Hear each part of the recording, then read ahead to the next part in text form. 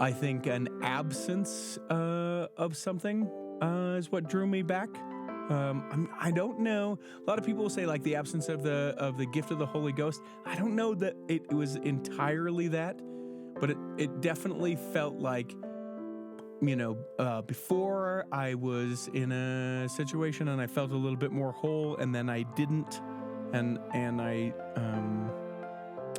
I guess I felt that the church in some way, being a member, an active, a baptized member of the church would sort of fill that gap back up, and it did. So I think that's probably, there were the 3 or 4 main reasons that brought me back. You're listening to The Busy Latter-day Saint, where righteous desires and living life come together. I'm your host, Richard Bernard. Because this podcast ends on a spiritual high, I do not add any comments at the end, so I add them here.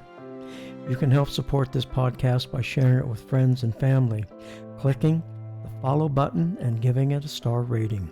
I'm also the host of the Everyday Saint podcast, aired by Cedar Fort Publishing and Media. There I have the wonderful opportunity to interview authors published by Cedar Fort and learn about their new books. I encourage you to check it out. There's a link in the show notes. Lastly, I want to thank 2 talented musicians for their intro and outro music, Angie Gillian and Marvin Goldstein. Both of them have been guests on this podcast. See the show notes for more information on their music.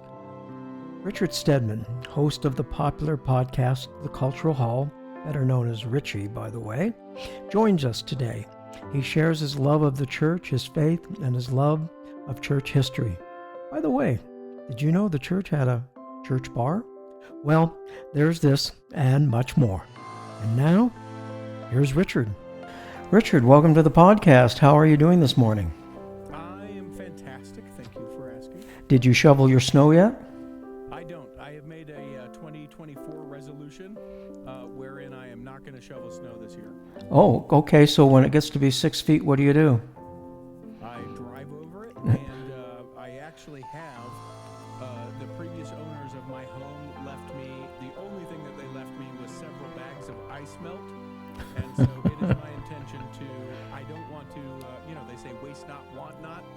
I'm not going to waste that stuff, so instead of shoveling, I am egregiously spreading ice melt in the hopes that I'll use it all this year, and then maybe I'll return to shoveling in 2025. Do you have a 4-wheel drive? I have an all-wheel drive, and lest anyone be concerned that I'm putting like neighbors at risk with sidewalk or anything like that, my particular street does not have a sidewalk, so if someone slips and falls where I haven't shoveled, it's their fault for coming onto my property. Oh, I don't know if that holds up in court, but anyway. I don't have, as far as I can tell, by city statute, I do not have a responsibility to have to clear the snow from my cemented property where I have cement. So Okay. I'm going to try it. That's my New Year's resolution. Okay. We can always change them or stop them. Well, we will see. Maybe your wife has a different opinion? Well, my wife always has a different opinion, but about this, nah, she's fine. Because the conversation has come about, well, do you think that we should shovel it? And then I looked to her and I said, would you like to shovel it? And she says, I love this resolution. And then we go back to what we were doing otherwise. I see. Okay. It's good exercise. I still, in Utah last year was so much snow that I feel like that did me for a couple of years. If I don't have to shovel snow for a little bit, I'm fine. I'm okay about it. Yes, last year was quite an adventure as far as snow. I love the snow, and I love wintertime. It's my favorite time, and I don't mind shoveling. It's good exercise, and I'm retired, so I can go out when I want to do it. And in fact, when we get done here, I'll go out and grab the shovel and clear things up. Well, I'll send you my address. I can tell that you are very concerned about the snow in my house. I'll just message you my address, and then we'll see if the words match the deeds. Well, it all depends how many acres you have. Almost one, but it's just a very small swath of cement that you would need. All right.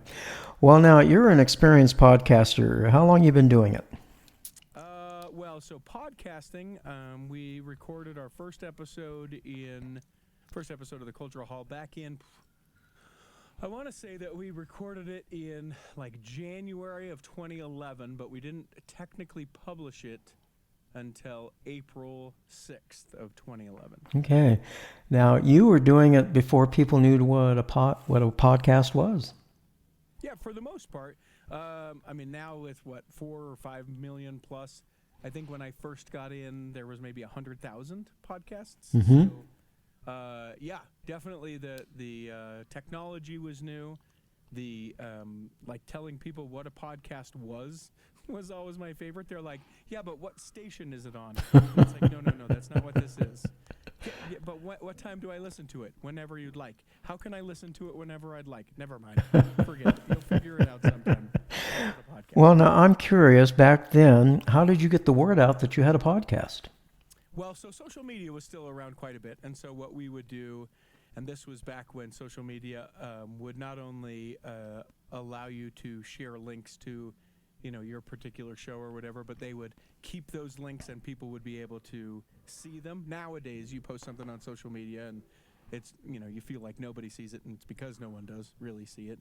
But back then, it was all about organic, and so you could post something like, I did an interview with Richard Bernard, and people would be like, Richard Bernard, and anyone who I was connected to would likely see that. Nowadays, your wife might see it, and my wife might see it, and that would be where that would go to die if I post that on social media. So mainly social media, and then I think that there was a lot of, and you don't see this anymore as well, like if I interviewed you, you would be really excited because you'd be like, oh my gosh, I was on this thing called a podcast, and you have to check it out. Whereas I feel like most people now in 2024, as we record this, have either, done a podcast, been a co-host on a podcast, have been interviewed for some sort of podcast, or, it's not as exciting to them, so they wouldn't rush to their social media to say, check this out, listen to this, I was on this thing.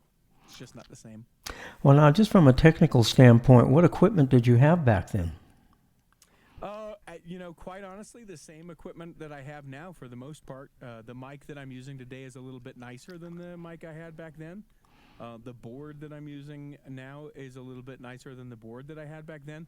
But I had the luxury, so I come up through broadcasting, so I was aware of a lot of the things and just sort of transferred from what would have been, over the radio waves broadcasting equipment into podcasting equipment, and then had the same editing software, but obviously a newer version now. Had the same sort of board, but obviously a newer version now, and was just able to go about it that way. Well, now, your life in particular, have you always been a member of the church? Well, that's an interesting question that you asked me. No, and also yes. I was born in the church, and then at the age of 8 was baptized. Funny story about being baptized. My dad held me down so long that the bishop, when I came up, said, Carrie, that's my dad's name, he said, Carrie, if you'd held him under 1 second longer, I was about to jump in and save him. And my dad, without any sort of hesitation, said, well, he's extra dirty. I wanted to make sure he got good and clean. And that was the exchange after I got baptized. When I was about almost 22, February of the year that I turned 22, birthday in June, so essentially 22, I was excommunicated from the church, and then remained excommunicated for nearly a decade, and then was rebaptized, and then readmitted, and blessings restored and all that. And so since that time have been a member of the church. So technically, no, have not been a member of the church all my life, but still went to church even as an excommunicated member, etc. Stayed close to the gospel, watching General Conference, all of those things. But if we're going to get downright technical to it, I know I was not. Now, you said at age 22, I see some from notes here, you served a mission in Cleveland, Ohio. I did, in fact. The best mission in the world. Okay, so you came off your mission and then was excommunicated. Yeah. Well, I mean, not right off. had to have some time, but be pretty close. Yeah. Okay. Less than a year being home from my mission. Okay. Well, I'm curious, what brought you back? Lots of things, I think. A desire. I knew where I wanted to be. I knew I knew what was true. I knew what I had taught people and believed that. I think that was probably the largest part of it, but not the entire part of it.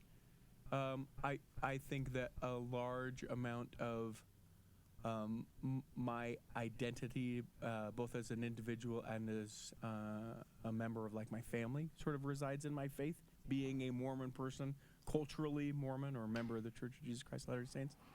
So I think that was a part of it. I think an absence of something is what drew me back. I don't know. A lot of people say like the absence of the gift of the Holy Ghost. I don't know that it was entirely that, but it definitely felt like, before I was in a situation and I felt a little bit more whole, and then I didn't, and I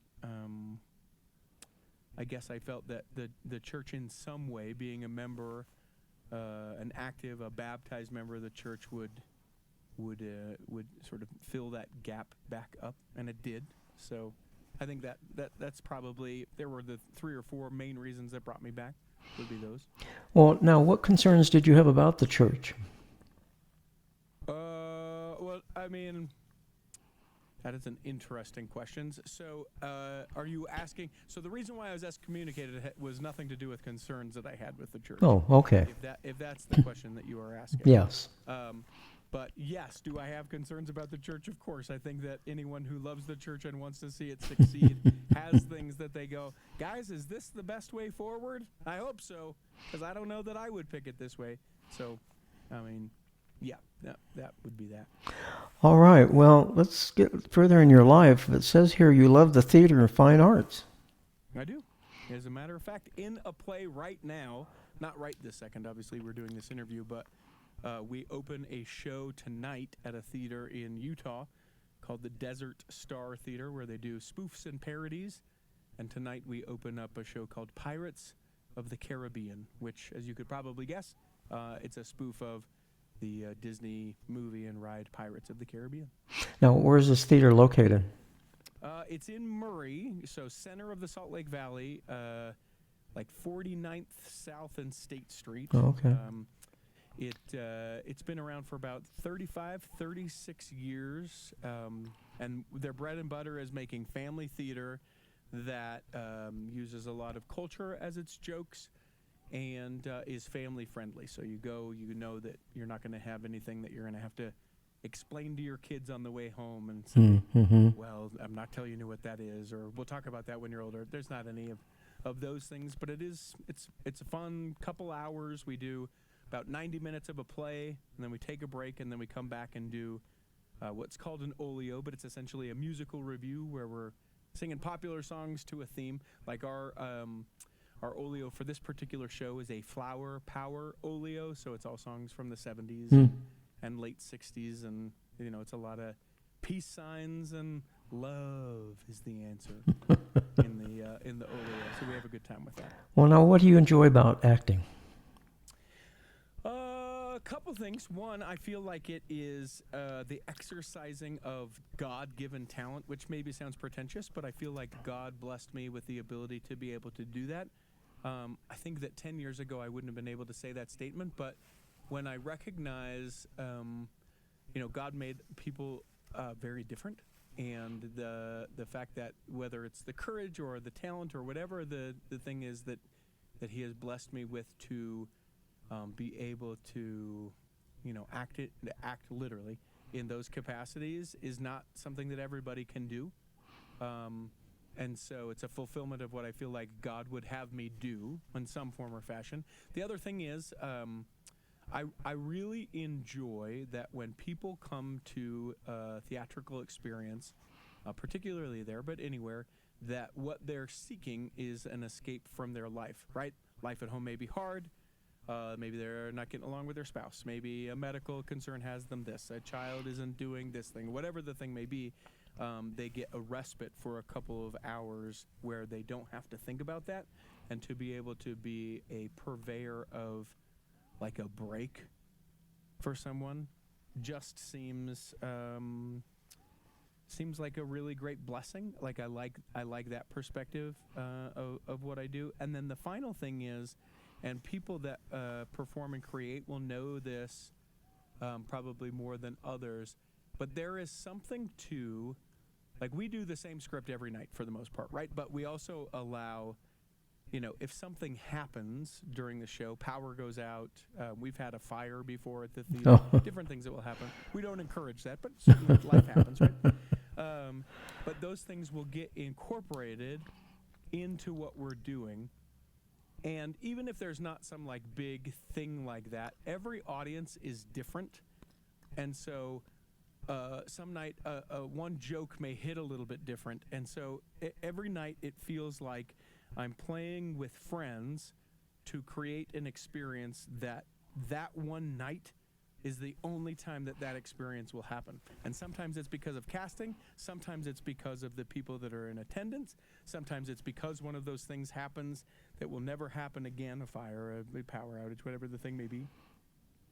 But it is unique and it is creative, and you have to live in the moment of it, be aware of everything that's going on to be able to capitalize on it, and then at the end, you go, that was a great thing, and that was it. I can't do that again.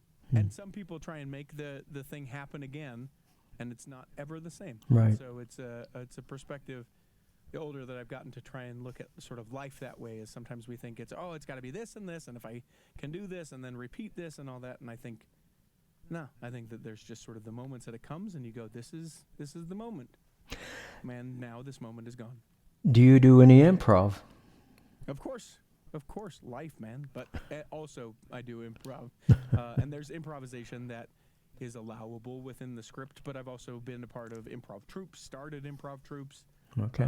Things like you'd see on Whose Line Is It Anyway?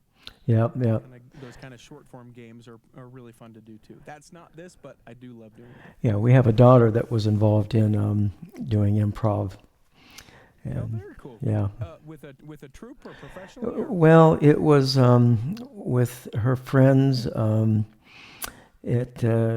She did it during high school. Got involved with it in high school, and then once she moved up here to Utah, some of her friends went. Actually, there's a little theater there in Provo.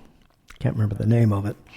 But Comedy Sports is a place, or yeah, Broadway or two that are in. Yeah, I think it was Comedy Sports. Yeah. So anyway, she had time with that. It's fun. It's fun to see people to just start working off the top of their head and go crazy. It's really wonderful. Now I see here. Again, I'm looking at your notes from your website for your podcast. It says you were voted Mr. SUU. Now, how do you get voted to be that? And do you have a plaque or a trophy or what? What goes with this? Actually, I've got a clock. You have a clock. Says Mr. SUU. How about that? Yeah, I don't know. It's they had a Miss Southern Utah University. That's what the SUU stands for, and that was like a qualifying thing. If they wanted to become Miss Utah, you could do that. So that was a formal pageant, and as they often do on the college level, they sort of allow these Mr. pageants that aren't serious by any means, and that's what the Mr. SUU pageant was. So we had a ridiculous question that we had to answer on stage, and you had to have a talent that you did for everyone, and then people voted, and the judges voted, and then if you were the most voted thing, you got to be Mr. SUU. I was first attendant the year before, and then I made it through to Mr. SUU. Well, now, did you have to wear a special swimsuit? Well, it's interesting that you asked that. For my particular talent, what I did was an interpretive dance, and so I got one of those large industrial fans up on the stage with me, just if you can imagine, like human-sized large fans, and then the leotard that I wore, technically a unitard, but had a bunch of frills and things, and so I danced in the mirror. So not a bathing suit, but there was very little left to an audience participant's imagination. It It was all out there. Well, perhaps that's why you got chosen. Yeah, could be. Well, now, what do you do for a living? Yeah, good question. So for 20 years, I worked in the broadcast industry, and most recently, I worked for BYU Radio. About a year and a half ago, we had a meeting where they said, here's the future, and here's what your part in it is. And I said, I am done with this. And then I thought maybe I was being a little bit emotional, so I came home, talked to my wife, as one should do before they quit their job. And I said, okay, I'm going to sleep on it. And then I woke up the next morning, and I was like, nope, I'm quitting my job. And so I went in, and I texted my HR lady, who was a friend of mine, and I said, let me know when you get in. She got into her office. I said, how do I quit? And she said, you just did. And I said, perfect. And then I said, I don't have to work 2 weeks, do I? And she said, nope. And I was like, good, because I didn't want to. I'll get my things tomorrow, and I'll see you on Friday and get my things done. So now, long answer to your short question, I DJ weddings and community events and MC those things. I also edit podcasts for individuals like yourself if they don't want to take on the editing and they have the means to be able to pay me to do it. I have clients that will have me do that for them. And other companies and individuals who want to get into podcasting, but they need someone to walk alongside them in a consulting role or more of a hands-on role, I'll do that with them as well and enable other people to be podcasters. So I sort of take a little bit from column A and column B, and column C is able to pay the mortgage, which we've been pretty blessed with. Well, yes, that's important, and be able to put shoes on the children's feet. Yeah. It's very important. Well, now, you how many people are you editing podcasts for? So actively right now, 4, but we have like 4 additional that are, they had been going and for one reason or another decided to stop for a minute, but with the new year have intentions to come back. We also do audiobooks as well. So those will come on when people hear about us and then come and say, hey, you know what, you guys do this book, and I can record in my studio. That's where I'm at right now in my house, and then be able to edit it. But we've had as many as 12 before, and they kind of come and go, as you can imagine. And as you've experienced, you may start a podcast 100 episodes ago, and you started with 10 friends, and you're the only one still going because everyone else has quit. And then some people come back and rebrand and all the things. But we usually have anywhere between like 4 and 6 clients. Well, now, you said you also help those starting a podcast. What exactly do you do in that role? Yeah, interesting. So different for different people. Some people will be like, we really want to do a podcast for, well, for example, there's a city in Utah that wants to do a podcast. And so a gentleman that works within the city government reached out and said, here's what we want to do, and we want it to not be terrible. What do you think we need to do? And so in that capacity, I did sort of 2 parts. One is they didn't know what equipment they needed.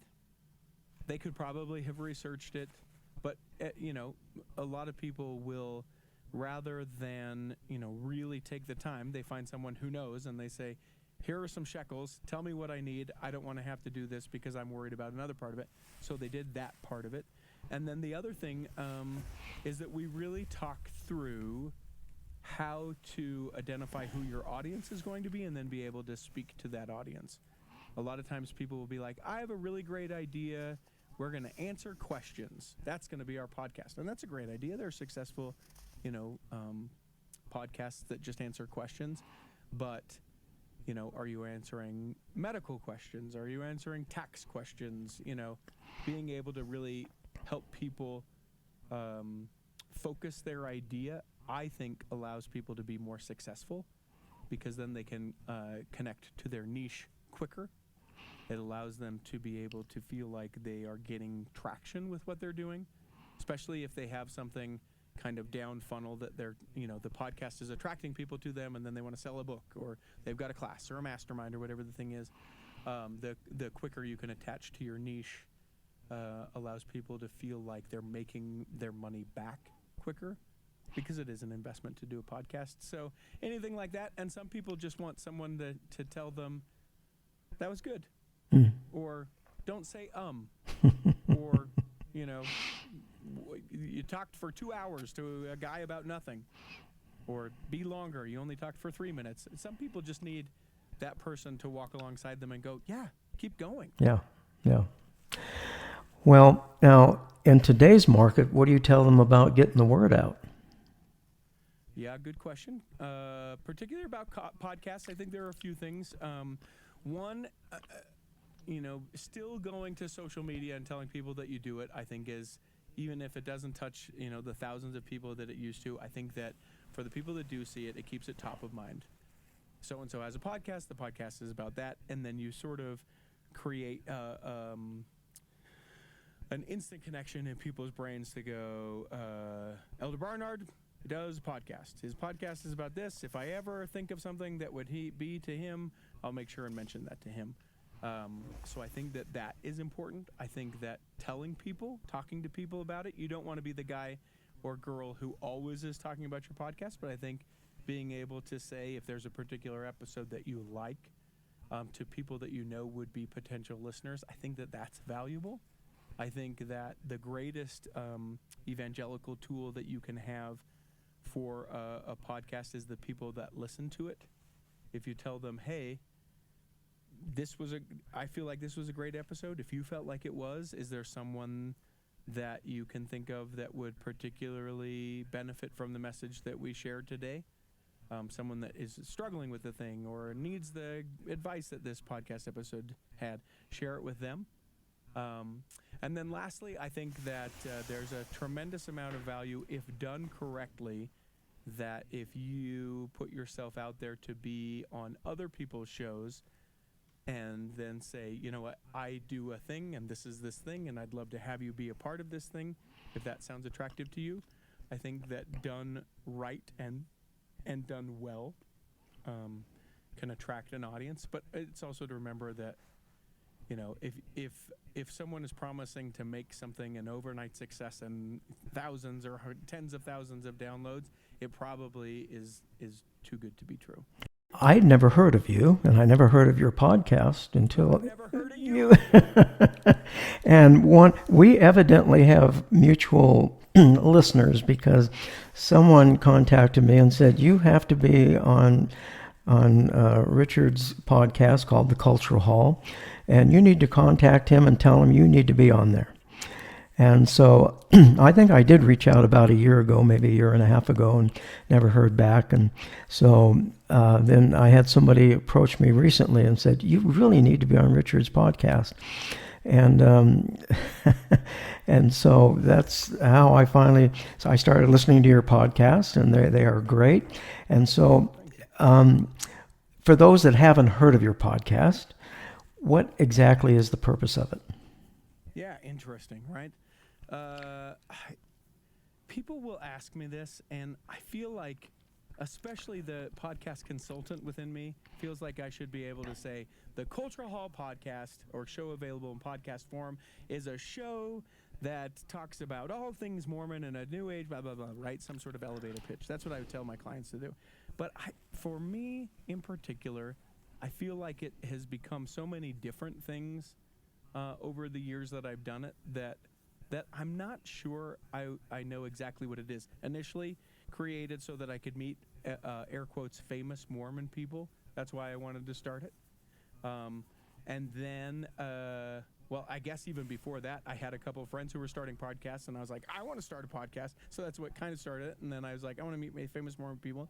And then as we started to get some traction, I was like, oh, you know what? There's got to be more to this than that. And we started talking about some of the harder things within the church. And then, being able to connect with people that have successes and people who have struggles. There's something, I'm not sure if this is a word, ministerial to me about that. I feel ministering when I have the opportunity to do that. So it feels super fulfilling for me to do that. I think that there's an element of talent and ability that I feel like God has given me, that it almost feels, we don't hear this so much in LDS culture, but certainly in evangelical or others, that they're like, God called me to this. I feel a little bit of that, a responsibility to now talk about the hard things. I think that there are enough people that anticipate how we will talk about the harder things, that now I almost feel like that owing it to people that have been with us for so long to say, new policy, new handbook, new whatever the thing is, you probably want to know what we think about it, and we're going to be right alongside you. And then other times I've thought, it simply put, maybe it's just like it's my adventure through the church, because we will have very planned out kind of seasons or parts of seasons of episodes, and then I'll get a church history bug, and I'll just chase down everything about that. Or there's a particular topic, and then a lot of episodes will start to gear around that. So there isn't always the rhyme or reason. It's just sometimes a thing where I go, well, I'm really fascinated by the LDS Reformation. Let's do 10 episodes about that, and people are like, we get it. There was a Reformation. Come on, move along. And other times it's just, someone will reach out and be like, hey, you should have me on. Okay, let's talk about it. Well, now, you are interested in church history. Mm-hmm. I interviewed Susan Easton Black, which certainly is one of the experts there on church history. What is it you like about church history? I think twofold. One, that being able to serve in Cleveland, I got to spend some time in Kirtland and Hiram. There are other places of note, but the ones that people will know there, Kirtland, Hiram. So I think that having that connection to that really close spiritual time in my life, I think that that's part of it. But, since serving a mission and having the opportunity to go to other church historical sites, I think the thing that I really like about it is that it feels recent, and it feels different in that I can go there. I can remember distinctly a time in Hiram at the Johnson farm. There is, or at least was when I was there last, the stoop where after Joseph Smith was tarred and feathered that he stood on and preached the morning after he was tarred and feathered. That was still there. That actual, piece of, I think it was some kind of rock that had been quarried and then brought there. And I just remember thinking, that it wasn't a rock like this. It wasn't a rock that was made of this same stone. It wasn't, something like that. It was this very thing in this very place that, to me, I just think it's significant to me to be able to kind of have not that proof necessarily, but that connection with that. And then the other thing I think that attracts me to church history is that it is both messy and weird, and I think I also like that aspect of it. I like to know the messy things. I don't ever want to be surprised about something, and then I also like to know just the weird things where people are like, no, the LDS church has never owned a bar, and it's like, well, actually, yes, they have, and we can, those things that people just sort of say because they feel like they know what they say, and it's like, no. But also, the LDS Church can have owned a bar and still be the Church of Jesus Christ of Latter-day Saints, and there's not. You know what I'm saying? It doesn't have to be, I feel like, what so many people make it out to be. Well, now, I didn't know the church owned a bar. When was that? Yeah. So when they purchased the Newell K. Whitney store back from the owners when they were purchasing the land in Cleveland, it was a bar for a short time because they had a lease or some sort of contractual obligation with the person who had previously owned it to allow that person to continue to function within that role for a short time before that person had to vacate the Newell K. Whitney store. So it was it really that they owned a bar? No, but it is interesting. It is a weird thing. It is a thing to say, no, we don't typically own a bar, but in this case, it can be said that the LDS Church owned a bar. Well, that's certainly a conversation starter. Yeah, exactly. Well, let's turn to the scriptures. What part do the scriptures play in your life? Varied over the years. I would say, as a missionary, I feel like it was like, man, it was an incompleteness if I didn't have that exact amount of time that we were supposed to, right? It was very diligent of like, this is the amount of time and this is what I'm going to get into it, and really absorbed myself into it. Then going into college upon returning, the way that I sort of found myself attracted to the scriptures is like I wanted to study them, so I got a bunch of like the institute manuals that are like, here's what this is, and then McConkey's this on the scriptures and the commentary on the this, and so you've got the scriptures as sort of the main fold, and you're like, and what is this, and what all that. I think that it has probably more in the last I don't know, 5 or 6 years. The scriptures have been a reverent place for me, a place where when reading them, or even just thinking about reading them, it feels different. It feels like I guess sacred is the word I'm looking for. A kind of a sacred time when, even if I'm not like receiving revelation while reading the scriptures, it just feels like a time where no matter what life is going on or what needs to happen or what I should be doing, those moments when I can find myself into the scriptures, that I go, okay, peace. And to me, that's, in a world of chaos and a life of chaos, that to me feels like, worth every bit of it. It eludes me more than it used to. I don't think that I study nearly as much, certainly as I should, but we shouldn't should ourselves. I get that part of it is an interesting thing to me. With the coming of the new year, I certainly, and the studying of the Book of Mormon, I've sort of reinvested myself into thinking, okay, let's do this. Let's make this a daily time when I can do it, and maybe do it in a place and find a different way to study, so that I get not excited like I need to be excited about the Word of God, but like, have some motivation to do something new, because otherwise it's Nephi's family went into the will. It almost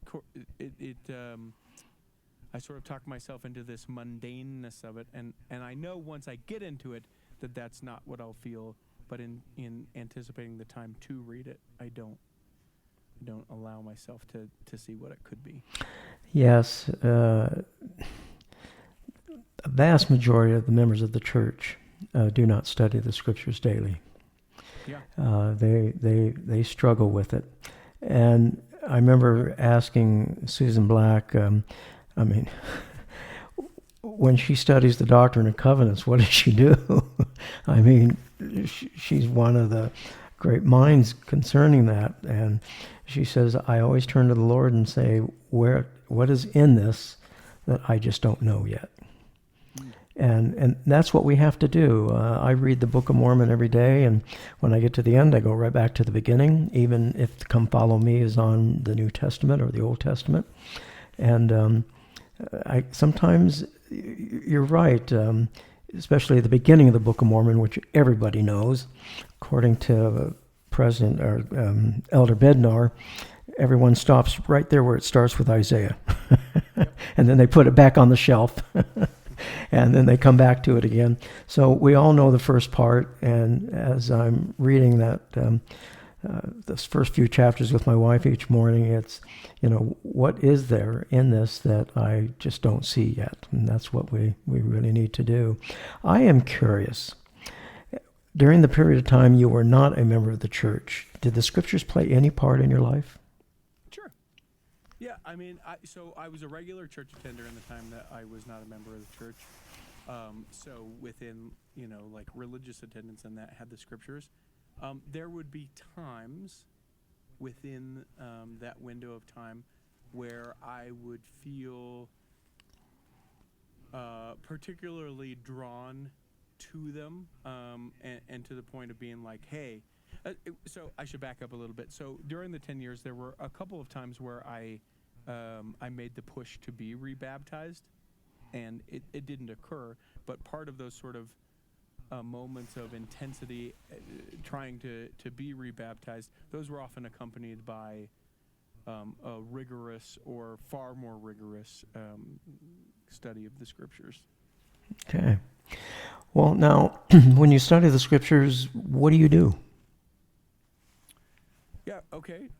So I'm assuming you're saying like, so I am a paper scripture guy, because the electronics for me, I am a notification away from being 2 hours of scrolling before I realize I was studying my scriptures at the start of everything.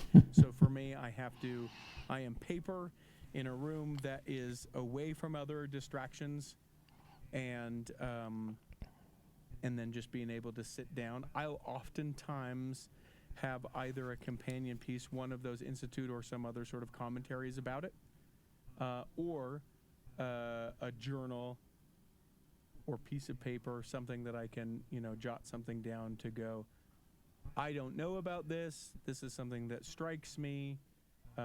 These are things that I want to study more about. What do I know about this? What do I not know about this? And then if I'm being real candid, the other part of that paper is, because it seems like whenever I study my scriptures, I think of all the things that I should be doing that aren't studying my scriptures. There's a small column on that paper that is a checklist of things that I go, oh yeah, I do need to renew my prescription.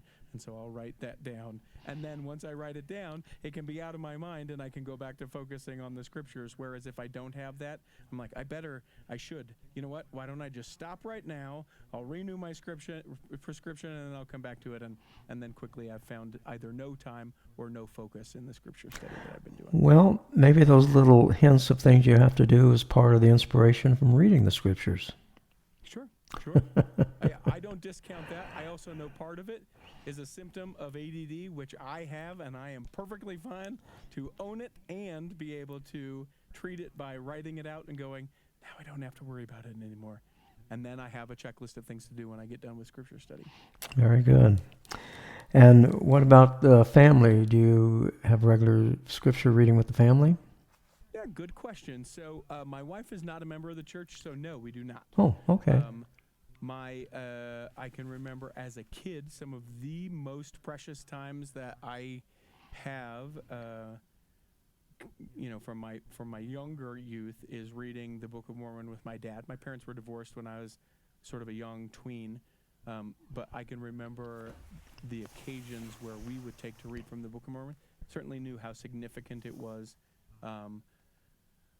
My wife has before studied the scriptures with me, and we study, in the first part of our relationship, we would study sort of spiritual or scriptural texts or things that would kind of evoke higher thinking or meditative sort of things. But as far as a scripture study, as a husband and wife, we do not do that. Oh, okay. Well, that certainly makes a lot of sense. She would if I asked her. Mm-hmm. But, it's a thing that, sometimes you just go, okay, well, maybe not this right now. Right, yeah. Well, now I'm curious, does she attend church with you? She has in the past, raised Catholic schools, all the things. When we were first dating, and probably for about the first, year of our marriage, she did. She met with missionaries as well, and then at some point, and it was really kind of around COVID, when we obviously weren't going to church, she made the decision that it would be something that she would do when I asked her to. So if I speak, she'll come. If there's a class that, if I'm teaching Sunday school, right now I'm an elders quorum instructor, but if I was teaching Sunday school, she would come. If there was a particular lesson that I'm like, man, I'm going to knock this out of the park, come and be here with this. And then she'll also attend on Christmas and Easter as a part of, a worship service. But, other than that, very supportive of what I do. the thing that I've mentioned multiple times, it's a curiosity, I think, for a lot of people to have sort of a mixed faith marriage. And what I always tell people is that in a couple ways, one that I'll tell you here, it's pretty fantastic because we are a church full of traditions, of things that we do because that's how we've done them, and why wouldn't you do them the way that you've done them, because that's how we do the things that we've done. And to bring into a life like that someone who does not feel that way is really great when you're going to do something and they go, "Why are you doing that?" And then you have to go, "Well, because we've always done it that way." And then they go, "But what if you did something not that way?" And allowing you the opportunity to go, "Yeah, why do I do this? Or why do I do this way? Or why is this significant to me?" So there certainly are challenges with having a mixed faith marriage, but one of the great blessings is the integrity she brings to the worship that I have by having to evaluate and or reevaluate, why am I doing this? I'm exhausted. Why am I going to church? Why is this important to me? Or tithing, or temple attendance, or any of those things. I appreciate the "why are you doing this?" sort of check myself. Yeah, that's very interesting. I've never thought of it that way. It's an integrity checker. Yeah. Yeah. Yeah, that's Well, and that's what, some people are like, "Oh, but you met with the missionaries. Wouldn't you like her to join the church?" Sure, of course I would. But the thing that I appreciate about who she is, and I genuinely think this, and she has said as much. If I went to her and I said, "Hey, it is really important to me that you join the church and that we get sealed in the temple together," if I went to her and asked her to do that, I think that she would do it. But I don't think that that's what I don't think that's how God intended people to join the church. No. And so I really appreciate when there are steps made in spiritual directions, or when there are connections on spiritual things. It is because she has made the choice, and that means something to her. Yeah. As opposed to, "All right, I'm forcing you," or "Here's a moment of conflict. I hope you choose the peaceful route," or, acquiesce to the things that I'm telling you. Yeah. I don't have any of that. It's an amazing moment when there is that connection through that, because I know it is the thing that she has chosen because she chose it. Yeah, absolutely. We can't borrow another person's testimony to to join the church. It's just Sure. It's not the way it's meant to be. Yeah, Sure. Absolutely. Well, I'd like to end here with your testimony. Would you mind providing that? Well, sure. I mean, yeah, man. Where do you? I should ask you, how long, when people typically bear their testimony, is it long? I read a thing online today where people are like, "A testimony longer than 2 minutes is a talk." It's not called talk meeting; it's testimony meeting. Well, answer your question. I've had people go on for 5 minutes, and it was their testimony. I've had some people, I think, probably less than a minute. So there's no time limit. It's whatever you want to relay to the listeners of your testimony. Yeah. All right. So I know, without any sort of question, that we have a God that loves us in a way that we can't. You always hear in a way that you can't possibly understand, and I think even the way that we sort of dismiss the way we can't understand it is our not understanding of it. I think that he knows us. I think that he knows what we need and what we don't need. I think that he sees the end from the beginning. I think that he wants us, I know that he wants us to love each other better than we do. And I think that he shows the example of how to love. And part of that is, the love that he shared by sending his son, who, being able to find a connection to Christ, not being a part of the church, and being able to find a connection to Christ in being part of the church, and then, and then finding like a reconnection and a changing relationship with Christ and Christ's atonement, and understanding what that means. It is a challenge for me. It is it's an adventure. It is never the same. What I feel like it was last week is not what it is today, and I don't anticipate it is what it is next week. I love that God cares enough for us to have leaders that are inspired, that can be able to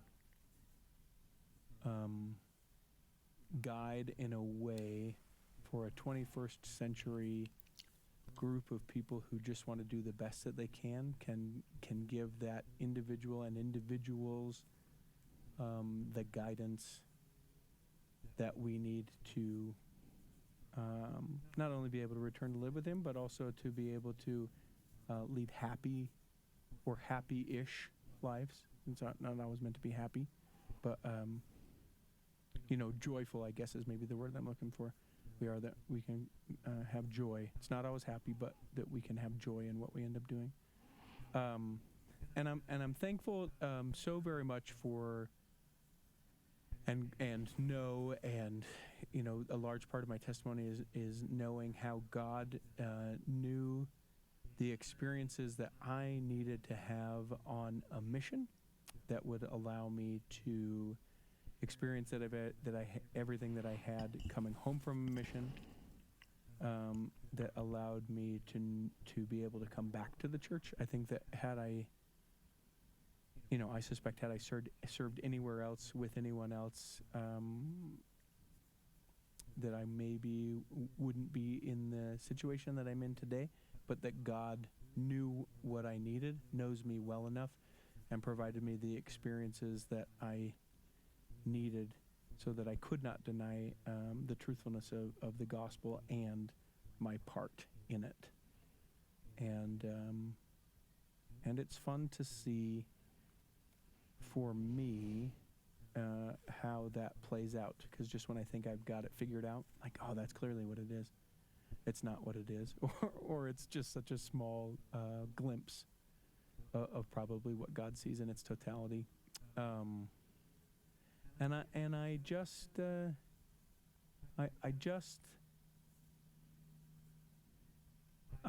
love, we within testimonies we always talk about that, we should talk about that we love the gospel, we should talk about the testimony of Jesus Christ, but I also just love like Mormon people. There's so much about the people that I just love. I know I'm not supposed to say Mormon, but Church of Jesus Christ of Latter-day Saints is so good.